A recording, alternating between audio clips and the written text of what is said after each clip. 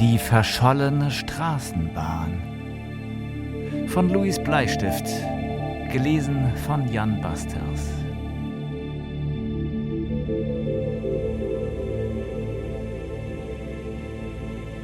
Wieder einmal saß ich in meiner Eigenschaft als Ingenieur für Kreativtechnologie bis lange nach Mitternacht im gleichnamigen Institut an meinem Schreibtisch und blätterte kopfschüttelnd in jener grauen Akte, die mir von den Behörden der Stadt zur Verfügung gestellt wurde. Man hatte unserem Institut den Fall zur Aufklärung übergeben, weil die bei den städtischen Behörden angestellten Spezialisten bei der hier vorliegenden Problematik offensichtlich mit einer probaten Lösung sehr wahrscheinlich überfordert waren. Was ich in dieser Akte allerdings zu lesen bekam, war so unglaublich, dass selbst mir an manchen Stellen die Haare zu Berge stiegen. Aber immer schön der Reihe nach. An dem viel zu milden und regnerisch trüben Neujahrstag ging ein ungewöhnlicher Anruf von der Berliner Verkehrsgesellschaft bei der Polizei ein. Im Verlauf dieses Gesprächs teilte ein Abteilungsleiter der Abteilung Tram dem diensthabenden Kommissar mit, dass ihm von seinem Straßenbahndepot in Berlin-Lichtenberg eine alte Straßenbahn abhanden gekommen sei. Genau genommen handle es sich dabei um ein einzelnes Triebfahrzeug, verschwunden, vermutlich gestohlen, in der Silvesternacht von dem verschlossenen Hof des Depots. Von dort aus sollte am Neujahrstag eine bereits längerfristig genehmigte Sonderfahrt mit eben dieser historischen Straßenbahn stattfinden, wenn es denn die Witterungsverhältnisse an diesem Tag zuließen. Bei dem entwendeten Schienenfahrzeug handele es sich um einen Straßenbahntriebwagen Nummer 5472, Typ TF 1325, ein einfarbig gelb gespritztes Schienenfahrzeug, Baujahr 1913. Zum größten Bedauern könne man jedoch leider weder das Triebfahrzeug auffinden, noch könne man sich den Verlust anderweitig erklären und erstattet deshalb Anzeige gegen Unbekannt wegen schwerem Diebstahl und unbefugtem Benutzen eines Schienenfahrzeugs. Der diensthabende Kriminalist nahm entsprechend der Vorschrift die Anzeige auf und schickte umgehend einen ambitionierten jungen Kollegen nach Berlin-Lichtenberg zu dem genannten Straßenbahndepot, um diesen unerhörten Vorgang zu eruieren. Zugleich gab er eine sofortige Fahndungsmitteilung nach einer alten Berliner Straßenbahn an alle sich im Einsatz befindlichen Polizeikräfte im Großraum Berlin heraus. Handschriftlich war auf dem kopierten Bericht vermerkt worden: Vermutlich wieder so ein dreister, dummer Jungenstreich. Wer klaut denn eine Straßenbahn? Noch dazu so eine alte Klapperkiste von 1913. Was dann folgte, war der zusammengefasste Bericht des vor Ort ermittelnden Kriminalbeamten. Das robuste Rolltor wie auch das elektronische Schloss des Straßenbahndepots waren unversehrt. Ebenso das zusätzlich angebrachte massive Sicherheitsschloss, von dem nur ein einziger Reserveschlüssel existierte und der sich nach wie vor in einem gesicherten Stahlschrank des Verwaltungsgebäudes befand. Eine spätere labormäßige Untersuchung der gesamten Schließanlage des Depots ergab keinen Hinweis auf eine weitere Verwendung eines schlossfremden Schließwerkzeugs. Die letzte elektronisch registrierte Schließung des Rolltors fand exakt am 31. Dezember um 21:41 Uhr statt und zu diesem Zeitpunkt befand sich die historische Straßenbahn laut mehrfachen Zeugenaussagen bereits seit geraumer Zeit auf dem sicher umzäunten Areal des Straßenbahndepots. Ebenso wie der deutlich gekennzeichnete Sonderfahrschlüssel dieser Bahn nachweislich in einer sicheren Verwahrung des Verwaltungsgebäudes vorgefunden wurde. Die persönlich veranlasste Suche des ermittelnden Beamten auf dem riesigen Bahnbetriebsgelände unter Zuhilfenahme eines zusätzlich angeforderten Teams der Schutzpolizei mit einem Einsatzfahrzeug blieb zudem ergebnislos. Da dieser Berliner Straßenbahnhof über keine spezielle Videoüberwachungsanlage verfügte, konnte in diesem unklaren Fall ein klassisches Eigentumsdelikt zunächst nicht nachgewiesen werden. Am selben Tag noch ermittelte die Kriminalpolizei. 2 unbeteiligte Zeuginnen konnten die Existenz dieser vermissten historischen Straßenbahn auf dem Depotgelände des Berliner Betriebsbahnhofes Nummer 24 bis etwa 0 Uhr in der Silvesternacht bestätigen. Bei den beiden Zeuginnen, die dem Berliner Rotlichtmilieu angehören und der Staatsanwaltschaft namentlich bekannt sind, handelt es sich um Augenzeugen, die gegen 0 Uhr in der Silvesternacht eine ungewöhnliche Lichterscheinung auf dem Gelände des Berliner Straßenbahnhofes Nummer 24 wahrgenommen haben wollen. Nachfolgend wurden die beiden Zeuginnen Doro G. und Lucy B. zu dem genannten Sachverhalt befragt.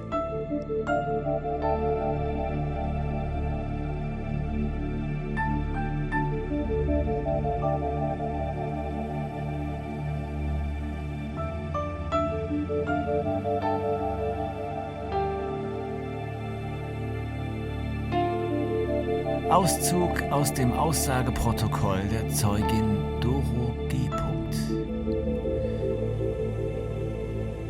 Genau genommen wollten wir 4 um diese Zeit eigentlich alle längst schon am Brandenburger Tor sein. Aber diese verdammten Kerle mussten ja vorher unbedingt noch in einer Kneipe eine Flasche Wodka kaufen. Sie und das hat gedauert, sag ich sie. Bis jeder auch noch seine 5 Bier-Intus hatte, ehe wir dann endlich wieder loskamen mit die 2.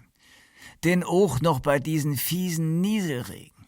Als es dann aber so richtig zu regnen begann, sind wir erstmal zu 4 in das kleine Wartehäuschen der Straßenbahnhaltestelle, direkt gegenüber von dem Straßenbahnhof. Unsere beiden Kerle waren inzwischen auch schon ziemlich angetüttert, und so wollten wir warten, bis es aufhörte mit diesem ekligen kalten Regen. Zwischendurch haben wir uns dann noch miteinander ein bisschen die Zeit vertrieben. Die Jungs haben wegen dem ungemütlichen Wetter auch noch mal die halbe Wodkaflasche kreisen lassen, bis der Flaschenboden von innen trocken war. Danach meinte einer: »Doro, Schätzchen, dann mach doch mal und setz dich breitbeinig vor mich auf die Sitzbank.« Dann hockte ich mir vor ihm auf den Boden und dann: »Soll ich weiter erzählen, Herr Kriminalkommissar?« Nein, es ist genug. Ich glaube, wir wissen alle, was gemeint ist. Bitte erzählen Sie, was danach geschah.« Also gut. Wie er nun fast fertig war, da wird das auf einmal ganz hell hinter mir. Ein richtig helles Licht kam plötzlich von dem Straßenbahnhof herüber. Und wie ich mich gerade umdrehen will, ist es auch schon wieder vorbei. Und so finster wie im Verzeihung. Na, so richtig duster eben. Das war denn aber dummerweise ausgerechnet der Moment, wo er mir meinen schicken silbernen Luxuspulli eingesaut hatte. Aus dem Aussageprotokoll der Zeugin Lucy B. Genau wie Dore es schon gesagt hat, nur dass meiner direkt hinter mir stand und ich dabei auf den dunklen Straßenbahnhof von vis-à-vis geguckt habe. Meiner hat es nämlich gerne, wenn ich gebückt vor ihm stehe und er mir von hinten Zeugin. Es wäre gut, wenn Sie sich nur auf die relevanten Sachverhalte beschränken würden, die mit den Ereignissen auf dem Straßenbahnhof zu tun hatten. Ihre sämtlichen anderen Aktivitäten stehen hier nicht zur Debatte. Ganz wie Sie meinen, Herr Kriminaloberinspektor. Also, wie wir gerade, es war kurz nach 12, als meiner gewissermaßen seine ganz private Rakete abgeschossen hatte und die ganze Knallerei mit dem übrigen hübschen bunten Feuerwerk losging. Die Raketen stiegen hoch in den Himmel und auf dem Straßenbahnhof erstrahlte plötzlich ein ganz helles Licht, viel heller als das ganze andere Feuerwerk zusammen. Das Leuchten kam direkt von einer alten Straßenbahn, die da mitten auf dem Hof stand. Soll ich Sie so verstehen, Zeugin, dass jemand die Beleuchtung an der Straßenbahn eingeschaltet hatte? Na, nicht nur das, Herr Kriminaloberinspektor, das war ja das Irre daran. Es sah so wunderschön aus, dass ich zuerst dachte, die Leute von den Straßenbahnhof hätten sich da aber eine echt tolle Silvesterüberraschung einfallen lassen. Die gesamte alte Straßenbahn schien von sich heraus zu leuchten. Es war ein richtig grelles Leuchten, als würde die olle Klingel anfangen zu glühen, aber eben ohne zu brennen. Verrückt, wa? Es war ja aber auch kein Rauch und auch kein anderes Feuer nicht zu sehen, wenn Sie verstehen, was ich mein. Konnten Sie denn Personen auf dem Gelände des Straßenbahnhofs erkennen? Nee, keine Menschenseele nicht. Der ganze Budenzauber war ja nach weniger als 10 Sekunden auch schon wieder zu Ende. Und dann war es ja beinahe wieder so stockfinster auf dem Straßenbahnhof, wie Doro es schon sagte. Also bis auf die 2 kleinen Laternen mit dem Schummerlicht auf dem Hof. Haben Sie denn die Straßenbahn danach noch einmal gesehen, Frau Zeugin? Jetzt, wo Sie mich so direkt fragen, Herr Kriminaloberinspektor, nö, eigentlich nicht. Gut, es war ja auch ziemlich dunkel, aber durch die bunten Raketen und das viele Feuerwerk war es zwischendurch auch immer wieder mal ein bisschen heller. Merkwürdig. Aber Sie haben recht. Die Klingel, die war, glaube ich, verschwunden, beinahe wie weggezaubert. Aber ehrlich, Herr Kriminaloberinspektor, Sie können mir vielleicht auch Fragen stellen? Eigentlich waren wir alle schon viel zu beschwipst, um es noch ganz genau zu wissen. Nur jetzt im Nachhinein, wo Sie es sagen, da glaube ich, ich glaube mich zu erinnern. Nee, die Klingel, die war weg, denke ich. An dieser Stelle endete das Protokoll zur Anhörung der beiden Augenzeuginnen und ich klappte die Akte wieder zu. Meine Aufgabe war es nun herauszufinden, wo diese uralte Straßenbahn abgeblieben war und was sich überhaupt in dieser Silvesternacht auf dem Gelände des Straßenbahndepots abgespielt hatte. Ich hatte eine ganz leise Ahnung, aus welcher Ecke der Wind wehen könnte und ordnete das Phänomen daher unter die Rubrik physikalische Grenzfälle ein. Als Vermerk schrieb ich dazu auf meinen Notizzettel: Ein Diebstahl im klassischen Sinne scheint nahezu unwahrscheinlich. So unglaublich es auch klingen mag, aber ich glaube, die Bahn ist noch da. Wenn nicht gerade Captain Kirk mit seiner Schüssel in der Silvesternacht vorbeigeflogen kam und Scotty die alte Straßenbahn hochgebeamt hatte.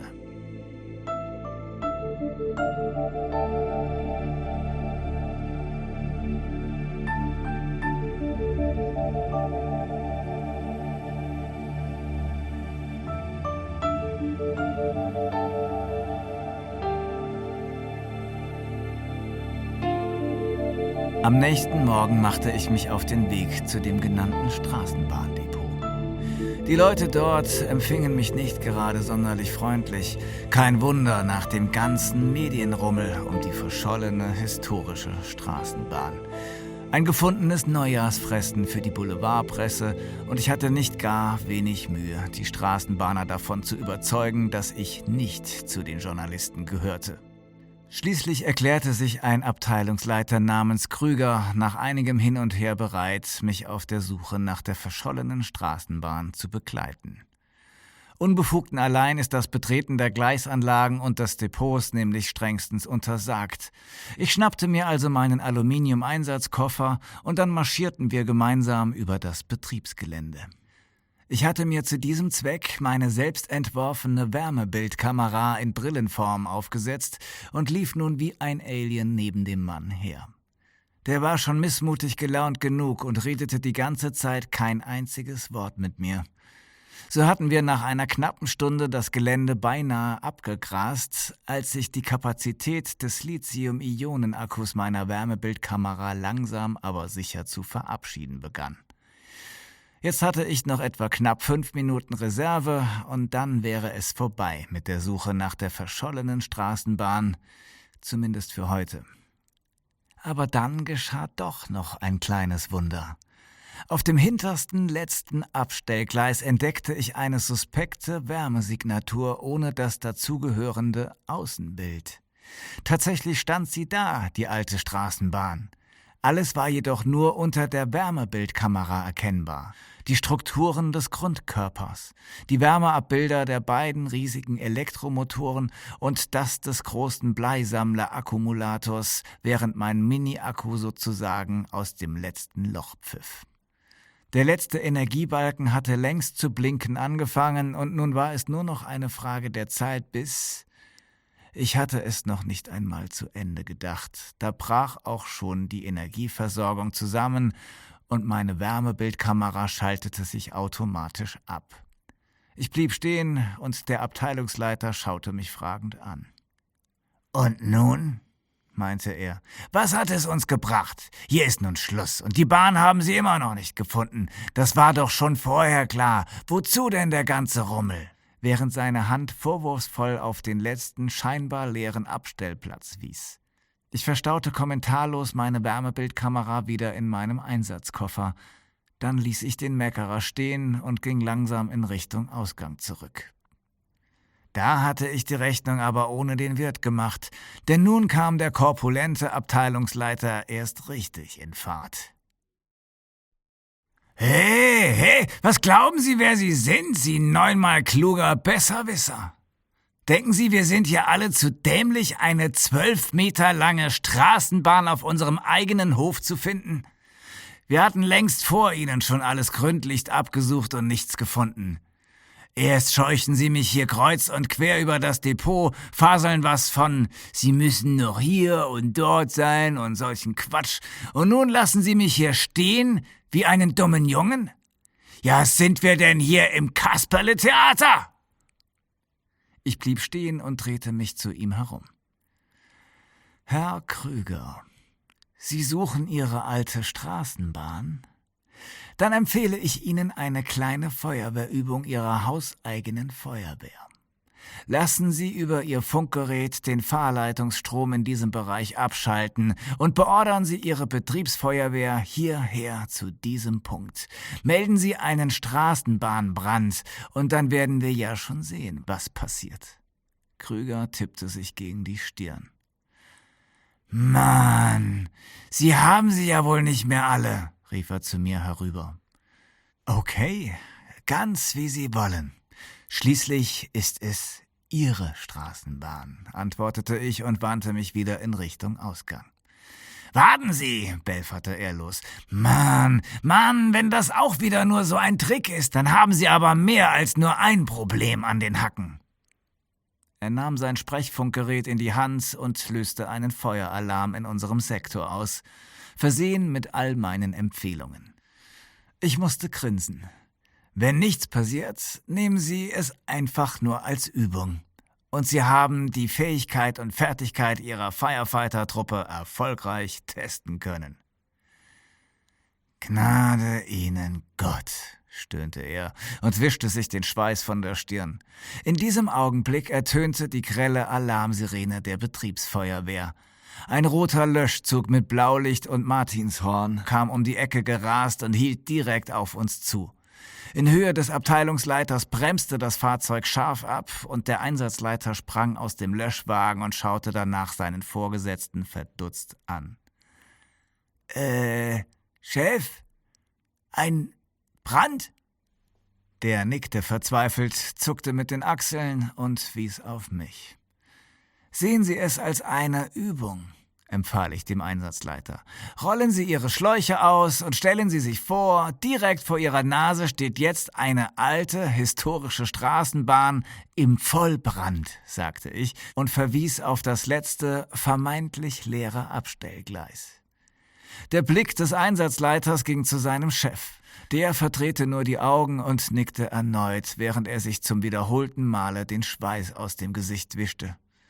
Der Einsatzleiter atmete hörbar aus. »Na dann, Männer, ihr habt es gehört. Vor uns auf dem Gleis, da brennt eine alte Straßenbahn. Das ist eine Übung.« Die Feuerwehrleute saßen zügig von der Maschine ab und ein jeder wusste, was er zu tun hatte. Sie waren ein tadellos eingespieltes Team. Ein jeder Handgriff saß. Nach knapp 2 Minuten war die Truppe einsatzbereit und der Einsatzleiter meldete die Löschbereitschaft des Einsatzzuges. Krüger nickte wiederum, und aus 2 C-Rohren donnerten die ersten Wasserstrahlen in Richtung Abstellgleis. Plötzlich brüllte Krüger los. »Was ist denn das, verdammt nochmal, mich laust der Affe! Ich fress nen Besen, wenn das nicht die 5472 ist!« Ich hielt mein Smartphone hoch und filmte den ganzen Vorgang mit. Etwas Seltsames tat sich auf dem Abstellgleis. Die frei durch die Luft fliegenden Wassertropfen trafen in Höhe des Abstellgleises auf einen nicht sichtbaren Widerstand, an dem ihre Flugbahn unterbrochen wurde und ließ sie daran zerspellen. Dann liefen die Wassertropfen in kleinen Rinnsalen senkrecht an den unsichtbaren Flächen hinab. Aus der Masse der in Bewegung befindlichen Wassertropfen formte sich aus der Distanz schließlich ein ziemlich eigenständiges Bild. Hier auf dem letzten Abstellgleis stand, heil und völlig unversehrt, tatsächlich das Triebfahrzeug einer alten historischen Straßenbahn, nur eben unter normalen Umständen für das menschliche Auge nicht sichtbar. Nach einer Weile ungläubigen Staunens ließ Krüger die Einsatzübung abbrechen. Eine Zeit lang waren die Konturen der Straßenbahn noch zu sehen. Erst als die Wasserperlen abgelaufen waren und die Oberfläche nicht mehr so vor Nässe troff, versank sie gänzlich allmählich wieder in der Unsichtbarkeit. Krüger ließ seine Feuerwehrleute abrücken, nicht jedoch, ohne sie vorher vergattert zu haben, über diesen Vorfall absolutes Stillschweigen zu bewahren, zumindest bis sich die Sache aufgeklärt hätte. Nachdem die Betriebsfeuerwehr tatsächlich wieder abgerückt war, nahm Krüger mich beiseite. »Sie wissen doch mehr. Was ist passiert?« Er redete so, als spräche er mit dem behandelnden Arzt, der seine Frau operieren soll, die jedoch aus völlig unerklärlichen Gründen plötzlich ins Koma gefallen war. »Oh, sie ist heiß, Ihre Straßenbahn. Jemand hat sie angegriffen und auf der subatomaren Ebene in Phase versetzt. Das heißt, alle ihre Protonen und Elektronen wurden um den winzigen Bruchteil eines Milliardstelteils eines Nanometers verschoben.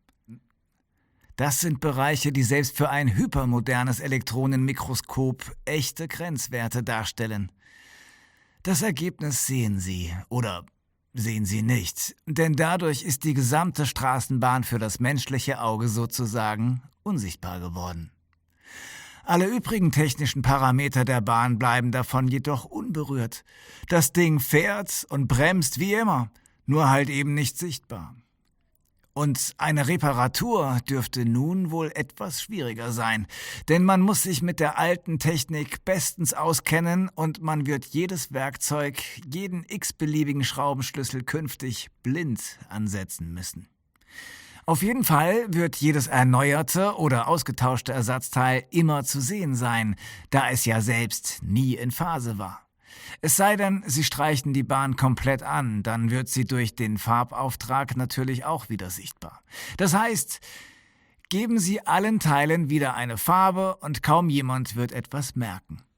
Ein geübter und versierter Straßenbahnfahrer kann sie natürlich auch so in diesem Zustand bewegen, quasi im jetzigen Unsichtbarkeitsmodus, gab ich ihm zu verstehen. Was ist denn das für ein Mist? Und vor allem, wer macht denn sowas? Ich kann es einfach nicht fassen, ereiferte sich Krüger. Kann man diesen Zustand denn nicht wieder rückgängig machen? Lautete seine nächste Frage. Das war in der Tat eine gute Frage. Ich glaube nicht, sagte ich abschätzend, denn dieser Prozess ist sehr komplex und erforderte eine ungeheure Rechenkapazität, um die Stärke und Intensität der Leistung einer hocheffizienten Neutrinokanone zu berechnen, die außerdem noch dazu nötig wäre. Finden Sie sich einfach damit ab, dass Sie alle paar Jahre neu anstreichen müssen, bevor der Lack anfängt abzublättern. Ansonsten verschwindet sie Ihnen womöglich irgendwann wieder aus Ihrem Sichtfeld, grinste ich.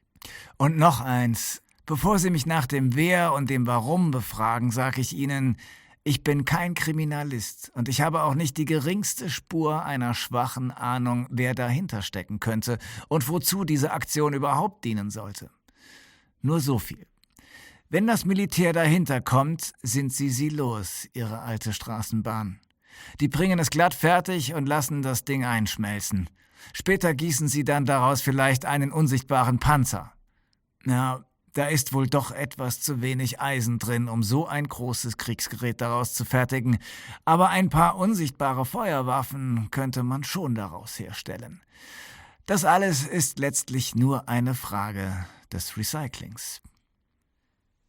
»Was soll ich denn nun machen? Wozu raten Sie mir?« fragte Krüger beinahe schon verzweifelt. »Wenn Sie mich fragen, lassen Sie die Bahn einfach von vertrauenswürdigen Leuten mit der entsprechenden Originallackfarbe versehen und stellen Sie die Schöne dann ins Museum, dort, wo sie niemand einfach so wird fortbewegen können. Alte Technik von früher, quasi zum Ansehen, aber nicht zum Anfassen und schon gar nicht zum Wegfahren. Verlegen Sie Ihr Problem besser in die Zukunft. Möglicherweise wird man später in der Zukunft diesen Prozess wieder umkehren können. Wer weiß. Und übrigens, je weniger Leute davon wissen, umso besser für das Überleben dieser alten Straßenbahn. Ansonsten ist es natürlich immer noch Ihre Bahn und Sie können damit tun und lassen, was immer Sie wollen«, erklärte ich ihm lächelnd und verabschiedete mich. Krüger bedankte sich und fragte mich zum Abschluss, ob ich denn darüber schweigen würde. Ich sagte ihm, dass ich einen Bericht schreiben müsse und mein Chef deshalb also auf jeden Fall Bescheid wissen wird. Er nickte und gab mir die Hand. »Ja, Kopf hoch, Herr Krüger. Es gibt Schlimmeres als eine unsichtbare Straßenbahn«, sagte ich an der Pforte. Er nickte resigniert und sah ehrlich gesagt nicht besonders glücklich dabei aus.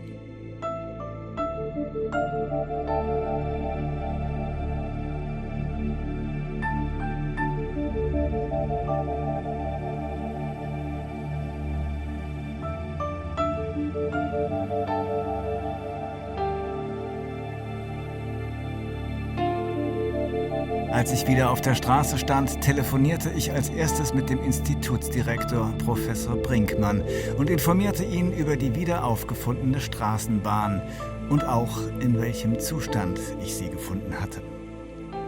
»Nicht jetzt am Telefon«, knurrte er und ergänzte, »kommen Sie am besten sofort zurück ins Institut. Es gibt Neuigkeiten.« Ich fuhr also zurück und bin anschließend gleich rauf zu ihm ins Büro. »Ist er da?« fragte ich seine Sekretärin. »Er wartet schon auf Sie, Herr Steiner«, sagte sie und wies auf einen winzigen Spalt der offenstehenden Tür zum Büro des Chefs. Als ich das Büro des Professors betrat, bekam ich gerade noch mit, wie er die Polizei telefonisch über das Verschwinden von Dr. Becker informierte. Während des Gesprächs winkte er mich hinein und bedeutete mir, in dem schweren Ledersessel Platz zu nehmen. »Dr. Becker ist angeblich wie vom Erdboden verschluckt und nirgends aufzufinden. Die Hauptspeicherplatte seines PCs ist ausgebaut und der Rest mehrfach sicher formatiert«, sagte er tonlos zu mir. Er wirkte ziemlich ratlos, erschöpft und auch irgendwie müde. »Ich hatte so eine Ahnung«, erwiderte ich. »Aber ich hätte doch auch niemals damit gerechnet, dass er heimlich weitermachen würde. Als wir damals an dem Problem der Unsichtbarkeit geforscht hatten, meinte Becker irgendwann mal zu mir, dass er sich sehr gut vorstellen könnte, einmal seine eigene Straßenbahn zu besitzen, die ihn dann überall dorthin fährt, wo und wann immer er es will. Ich wusste also, dass er in dieser Hinsicht ein Freak war. Nun hatte er seine Straßenbahn auf dem letzten Abstellgleis geparkt, um sie bei nächster Gelegenheit aus dem Depot abzuholen. Wenn dem so wäre, dann hätte er ja nicht nur das Problem der Unsichtbarkeit in den Griff bekommen, sondern er müsste auch das der Durchlässigkeit gelöst haben. Und das alles hier, in unserem Institut, direkt vor unserer Nase und mit unseren Institutsgeldern. Wir wollten deshalb nicht weitermachen, damit das Militär keine unsichtbaren Waffen in die Hand bekommt. Wer weiß, an wen Becker unsere Erfindung verscherbeln will. Oder es bereits getan hat. Mir fallen da spontan sogar gleich mehrere unseriöse Aspiranten ein, die ein unstillbares Rieseninteresse daran haben könnten. Und sollte er tatsächlich das Problem der Unsichtbarkeit gelöst haben, wofür meine eigene Arbeitsgruppe jahrelang Grundlagenforschung betrieben hat, dann kann er sich bestimmt auch, wie jener Magier Hans Klock, selbst unsichtbar machen. Eigentlich waren wir von einer möglichen Lösung gar nicht mehr so weit entfernt. In Verbindung der Unsichtbarkeit mit der Durchlässigkeit könnte er sogar alles stehlen, was irgendwo auf dieser Welt eingelagert und von besonderem Wert ist. Und das wäre dann nicht nur ein netter, hübscher Zaubertrick, sondern knallharte Realität übelster Machart. Es gäbe dann nichts mehr auf der Welt, was vor ihm sicher wäre. Von der Mona Lisa von Leonardo bis hin zur Atombombe. Ich denke, Leute begehen schon aus viel nichtigeren Gründen schwerste Verbrechen, Chef, fasste ich die sich abzeichnende Misere zusammen. Brinkmann nickte. Sie haben völlig recht, Anselm. Wir müssen ihn finden, und zwar bevor er einen noch größeren Schaden mit unserer Erfindung anrichten kann. Um jeden Preis. Finden Sie ihn, Steiner. Sie bekommen dafür auch alles, was Sie benötigen, bis hin zur vollen logistischen Unterstützung durch unser Institut. Wenn ihn einer finden kann, dann sind Sie das, Anselm. Denn Sie haben über 2 Jahre lang mit ihm zusammengearbeitet und kennen ihn daher auch am besten, beschwor er mich. Ich werde sehen, was ich tun kann. Aber ich kann Ihnen nichts versprechen, Professor Brinkmann, denn Dr. Becker war schon immer ziemlich rigoros in seinen Handlungen und ein genialer Kopf obendrein. Allerdings mit äußerst eigenwilligen Ansichten. Wenn er nicht gefunden werden will, dann wird es in der Tat schwierig, Chef, gab ich ihm zu bedenken. Brinkmann nickte betrübt. Ich weiß, lieber Steiner, wir müssen es dennoch versuchen. Wir haben leider gar keine Alternative. Andere werden ihn niemals finden, weil er sich nämlich mit den modernsten Waffen, die jemals zum Einsatz gekommen sind, ausgerüstet hat. Mit den Waffen des Teufels.